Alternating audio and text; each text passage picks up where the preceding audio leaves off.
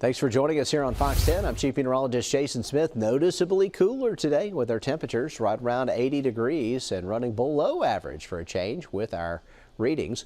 We should stay dry through tomorrow and Friday. The futurecast looks good, and we're setting the stage for a beautiful holiday weekend. Saturday looks fine. We may see a stray shower into Saturday or Sunday. Rain chances are relatively low, though, for the weekend.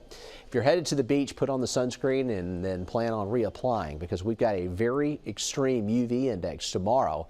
We'll have plenty of sun there. The rip current risk is low and the water feels good. Water temperature around 80 degrees now. Low risk of rip currents through Friday and Saturday with low surf heights, and those water temperatures still hanging in the low 80s. In the tropics, we're watching one little area of disturbed weather that could possibly develop off of the Carolinas and Georgia, and odds of development only about 10% over the next 7 days.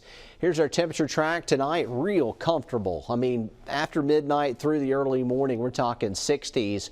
Tomorrow, low humidity and temperatures in the 80s. Perfect. Plenty of sunshine.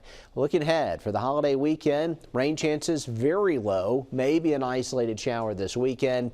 And temperatures stay strong. They're going to be in the middle 80s with low humidity. Overnight lows in the lower to middle 60s through Memorial Day Monday. So it's a great looking forecast. Coming up next on Next Weather, meteorologist Jennifer Lambers tells us what happens when we run out of hurricane names. That story and more coming up.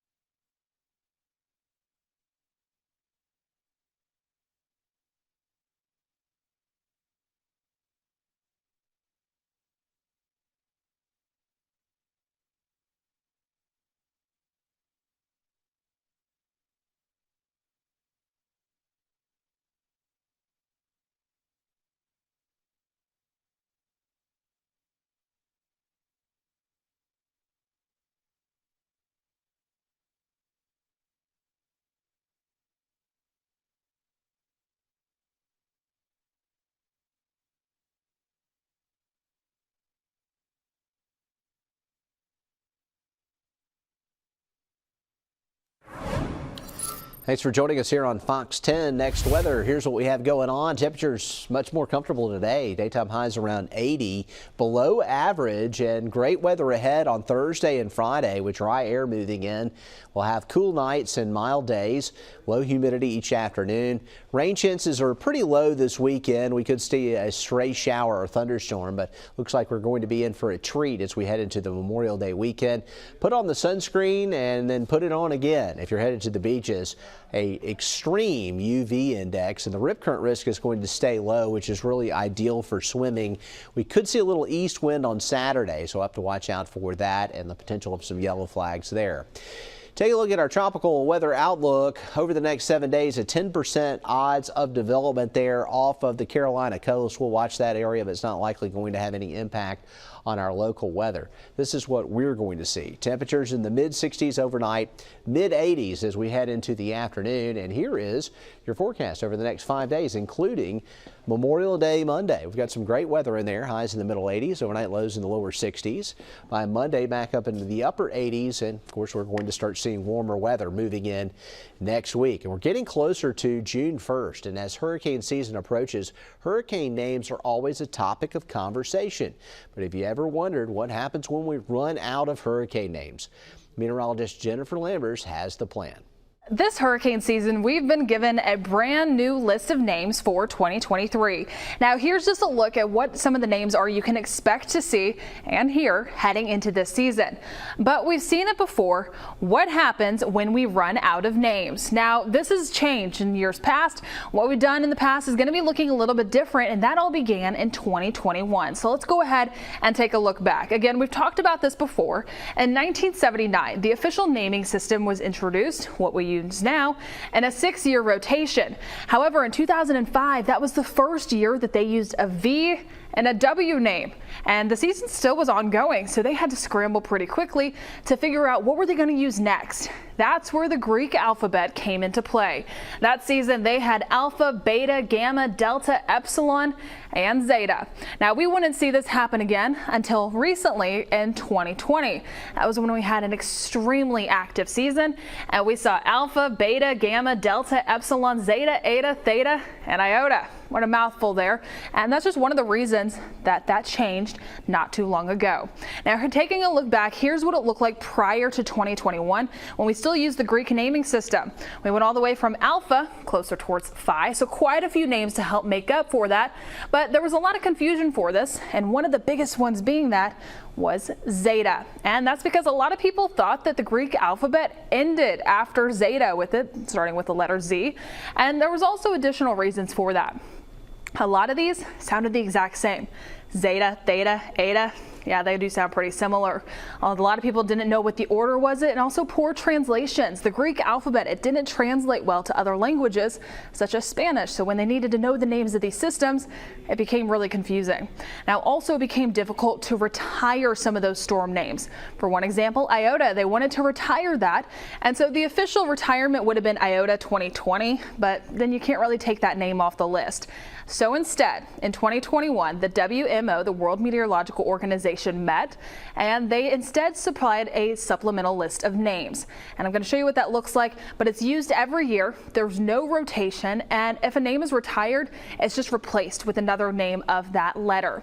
Now, again, here's a look at those supplemental names that we'll use every single year if we reach 21 named storms. So hopefully we never have to use this again, but just in case we do, this is what it's going to be looking like. Now, we're going to keep you updated on Fox 10 for the rest of hurricane season, but right now, reporting in studio, meteorologist Jennifer Lambers, Fox 10 News.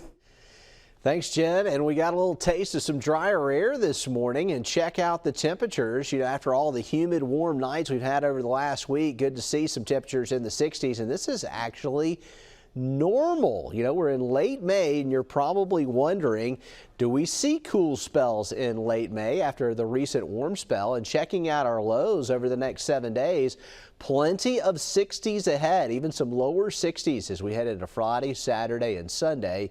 We will see overnight lows creeping back up some next week. So let's look at some late May trends. In 2002, last year, we had a similar little cool spell, May 27th through 29th. So this happens, and on the 31st of May in 2021, we had a temperature of 58 degrees, and much cooler there. So totally normal to have some of these temperatures this time of the year. In fact, record lows, we're not even close.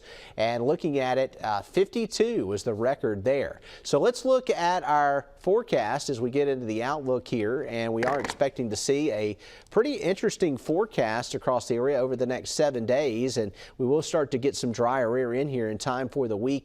Isolated showers on Saturday, partly cloudy on Sunday, and then things look good through Memorial Day Monday.